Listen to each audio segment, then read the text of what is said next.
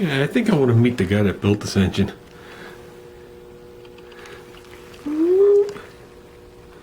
Dude. At least over here it says main 10,000s. That's what that says. I know because I already checked them. It's harder to read. That gear is half worn through. It's hard to see without light, but half the gear is gone. There's definite issues with the oiling of these gears, with the oil coming through these fuel pump eccentric, and then this. I was hoping that this gear would be good because this is the matching gear for the distributor that he sent me, and you got to do these as pairs. So we get the same things on the forum all the time. Yeah, everything was good for 12 years, and I started up the car and the gear broke. What made the gear break today? The gear didn't break today. The gear did this for 12 years. Slowly wore away.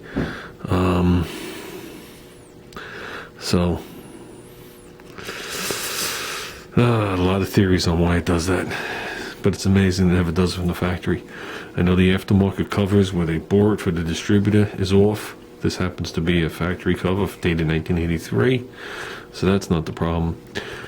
Let's pull the cam gear off from the fuel pump eccentric. There's supposed to be 2 passageways coming out, and the factory gear I think has 2 holes in it. The aftermarket one has 4, something to that effect, and oil comes out. It supposedly lubes it. Let's see, this is what you got. In this recess here there was a flat washer, which almost, it acts like a dam.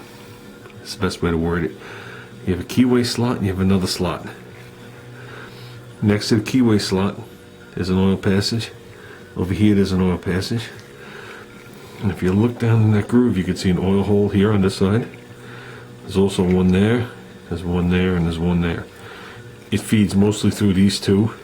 But like I said, the oil comes out and gets trapped, so it squishes through. And it's supposed to feed these gears. So, can't get behind this gear with the puller, with the chain on, and we definitely don't want to damage the crank. So, just like a bicycle chain, you start pulling the pins. There you go. A necklace. Okay. Now I can get behind there with the puller and pull that off.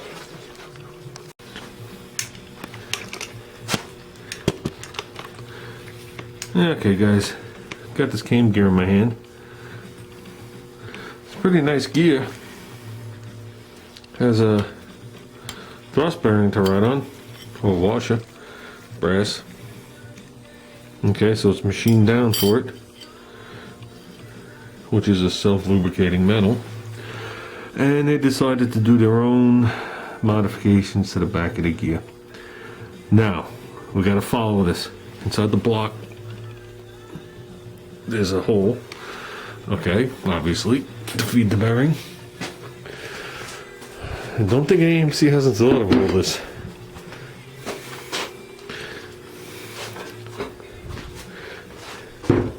We also have another hole here and a hole out the front, right?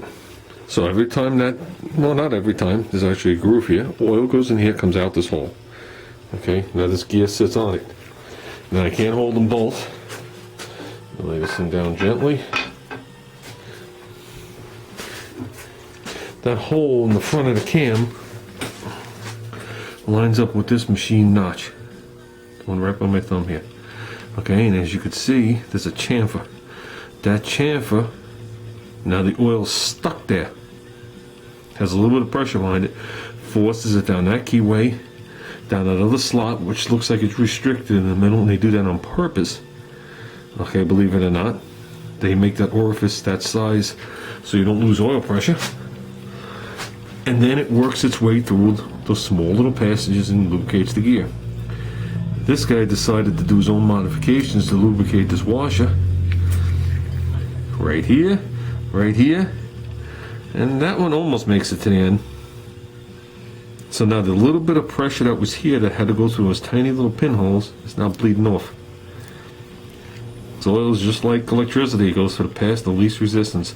So why would it wedge itself down a keyway slot, wedge itself down this orifice, when it's coming out right here in this thing and winging out.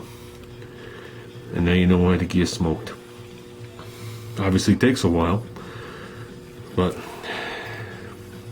I've seen people do modifications similar to this and like this.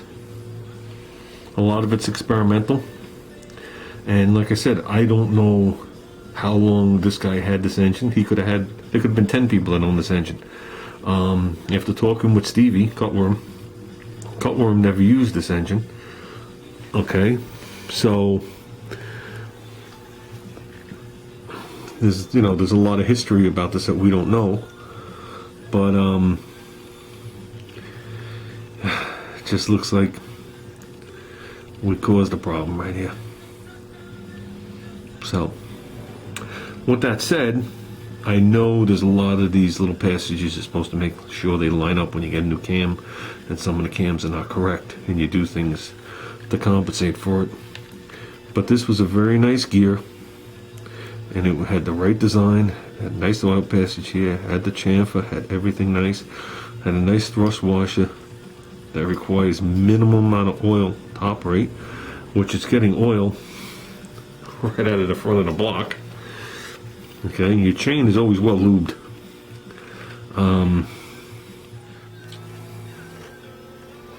Okay, I gave the front just a flat area, basic clean. Obviously scraped off the gasket. There's one or two bolts I just want to chase the threads on, like this one right here. Hasn't been used in I don't know how long. I might need it, I might not. One like here, one like here. Anyway, you see a little bit of rust. Now, you don't do that with a tap and die, you do that with a rethreading set. A little different. A regular tap and die will go in there and it'll start to cut away the threads. These are much, much, much more tame. These are basically there to clean the threads out and not wear them down, because if you keep running a tap or a die through it, whether it be a nut or a bolt, you actually wear the threads down more and more and more, and then sooner or later the block or idle will become useless. So this one here is a 3/8. So this is a 3/8 here. So we're going to be running this one in here. I'm not lefty. And I know this one here is a 7/16. I'm going to run that one in here. And this one's obviously in there crooked because I'm not left-handed. So we will reposition those. And basically we're going to go in there and we're going to clean out any kind of surface rust and any kind of silicone. So a lot of these bolts are silicone when you put them in. You can understand the engine's upside down. This is the front cover. Okay, on a Chevy it would just be a piece of tin.